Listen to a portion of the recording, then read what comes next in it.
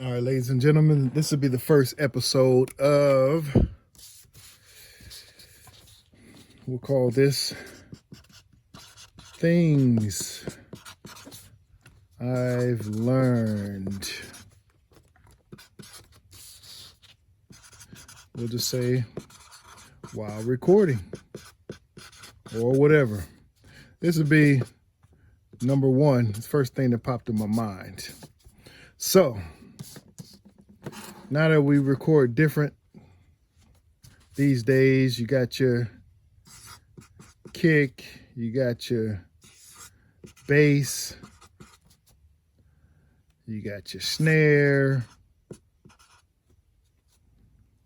you got your strings. This all recorded in the box, so everything's pretty much clean. What's over here? You got your hats, pan it over there. Everything's clean. This is all space. So everything's sitting in there in its own space because you panned it, you EQ'd it, all the above. So everything sounds clear in their space because we record in the box now. Back in the days, you would record outside the box and you got noise. So noise will represent noise around that, noise around the hats, around the bass, kick, snare. So as you can see, it'll take up just a little bit more space with noise. Now, if it's real noisy, it'll take that much space, and it'd be harder to make it sound clean because it's taking up more space with noise. So what I noticed with me and mine, everything will be clean. Oh, hopefully, come on now. How about we just fold it? What I noticed with my recordings along the way, everything will be clean because it's in the box. I have my kick, I got my snare, I got my hats. Then I might have a dirty sample piano that's just dirty. Let's just say that. Normally, if I had it in the box, it'd be clean. But mine is sampled I found on the internet or something, so it'll be dirty like that. It'll take up more space. My kick I got off the internet, so it might be a little dirty. So I'm trying to make all this fit in this little box with panning and all that. Hat is clean, snare's clean, but then I would be mixing that. Everything sounds real good, but then I'll get to my vocal. And I did my vocal in the bedroom with no treatment, no nothing. So every time I went into the mic, it would record my voice. Also, it'll bounce off the wall, come back in the mic after, bounce off the ceiling, that maybe the squeaky floor. So my vocal will be the dirtiest part. After I mixed and panned all this, I'll put my vocal in, and this will be my vocal. Just dirty. So that's how my mix would look. And I used to always wonder what the hell's going on.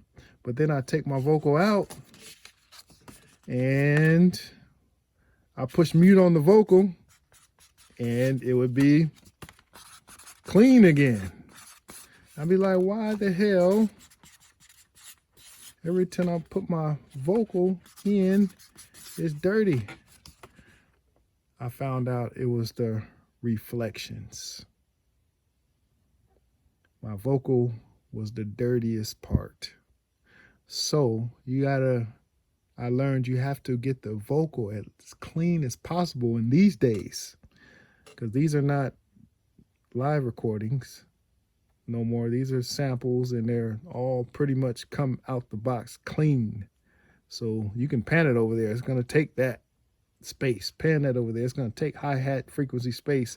Everything is clean. You can pretty much do that, no brainer.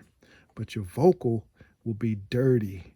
So if you have a dirty vocal, it's going to have your, let's see, your vocal.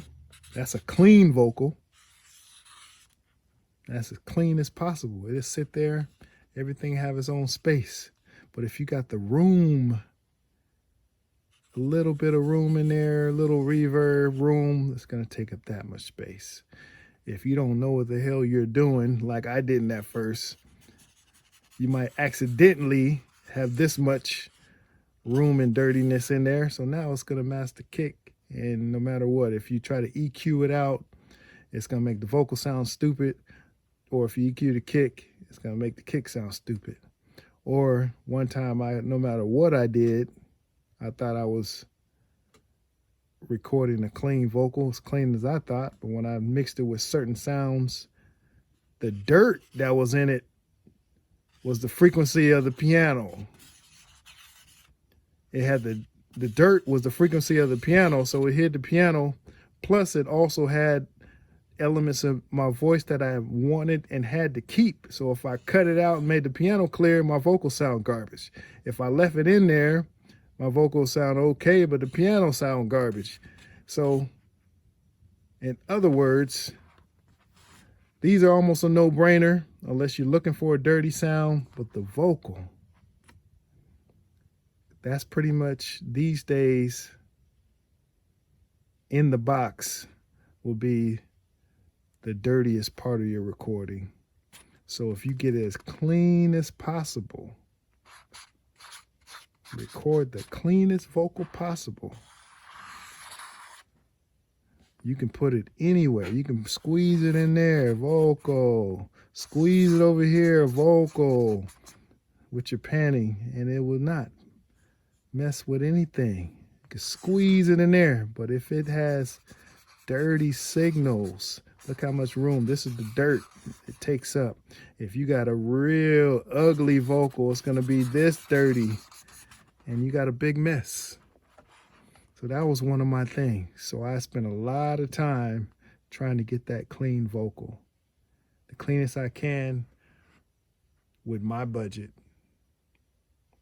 And it's still not the cleanest, but it's the cleanest I can get it with my vocal. And it makes it easier to mix, easier to fit into the gaps, easier to get these other sounds around it. So that was things I learned while recording number 1. That was a crucial one right there. Until the next lesson, that's it. Hope that helps somebody. I know that helps somebody. All right.